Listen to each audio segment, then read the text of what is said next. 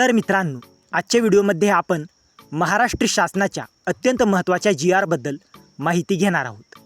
हा GR विशेषतः DCPS आणि NPS लागू असलेल्या शिक्षक आणि कर्मचाऱ्यांसाठी खूप मोठा दिलासा देणार आहे।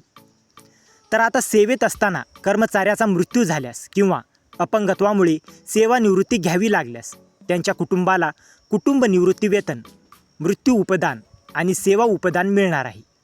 तर हा शासन निर्णय 12 मे 2026 रोजी जारी करण्यात आला आहे। तर या GRमध्ये नेमकं काय आहे? तर पूर्वी DCPS आणि NPS कर्मचाऱ्यांना जुनी पेन्शन योजना लागू नव्हती। त्यामुळे महाराष्ट्र नागरी सेवा निवृत्तीवेतन नियम 1982 मधील अनेक फायदे मिळत नव्हते। परंतु आता शासनाने केंद्र शासनाच्या धर्तीवर मोठा निर्णय घेतला आहे। तर कोणाला लागू होणार?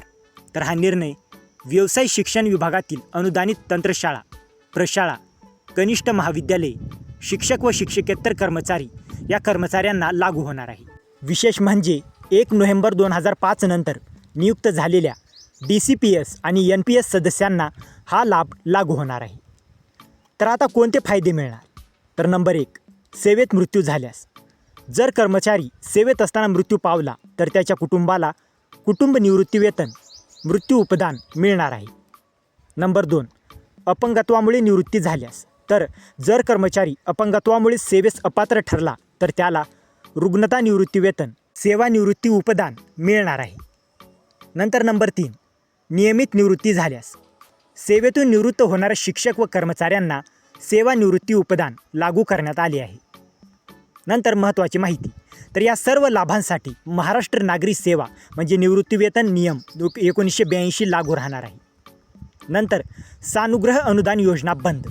तर GRमध्ये स्पष्ट सांगितले आहे की 16 जानेवारी 2023 रोजी लागू केलेली सानुग्रह अनुदान योजना आता बंद करण्यात आली आहे।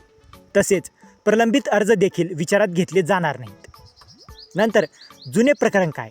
तर 1 नोव्हेंबर 2005 पासून या GRपर्यंत मृत्यू झालेल्या कर्मचाऱ्यांच्या कुटुंबांनाही लाभ मिळणार आहे। मात्र त्यासाठी शासनाने दिलेला नमुना 3 भरून कार्यालय प्रमुखांकडे सादर करावा लागेल। नंतर कर्मचाऱ्यांनी काय करायचे?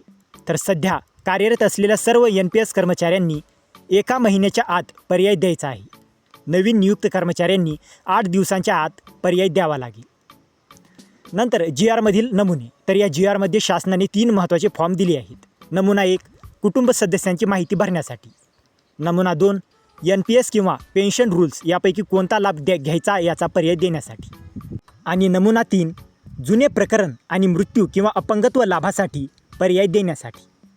तर मित्रांनो, DCPS आणि NPS कर्मचाऱ्यांसाठी हा शासन निर्णय अत्यंत महत्त्वाचा आहे। आता सेवेत मृत्यू झाल्यास कुटुंबाला आर्थिक आधार मिळणार आहे। तसेच अपंगत्व आणि निवृत्तीच्या परिस्थितीतही मोठा दिलासा मिळणार आहे। त्यामुळे संबंधित शिक्षक आणि कर्मचाऱ्यांनी हा GR पूर्ण वाचून आवश्यक पर्याय वेळेत भरावे। जर तुम्हाला या GRची PDF हवी असेल तर डिस्क्रिप्शनमध्ये आपल्या टेलिग्राम चॅनेलची लिंक दिलेली आहे। तिथे जाऊन तुम्ही या GRची PDF घेऊ शकता। आणि हा व्हिडिओ उपयुक्त वाटला असेल तर व्हिडिओला लाईक करा, शेअर करा आणि अशाच महत्त्वाच्या GR अपडेटसाठी आपल्या चॅनलला सबस्क्राईब करा। तर मित्रांनो, भेटूया अशाच एका महत्त्वाच्या पुढच्या व्हिडिओमध्ये। जय हिंद, जय महाराष्ट्र।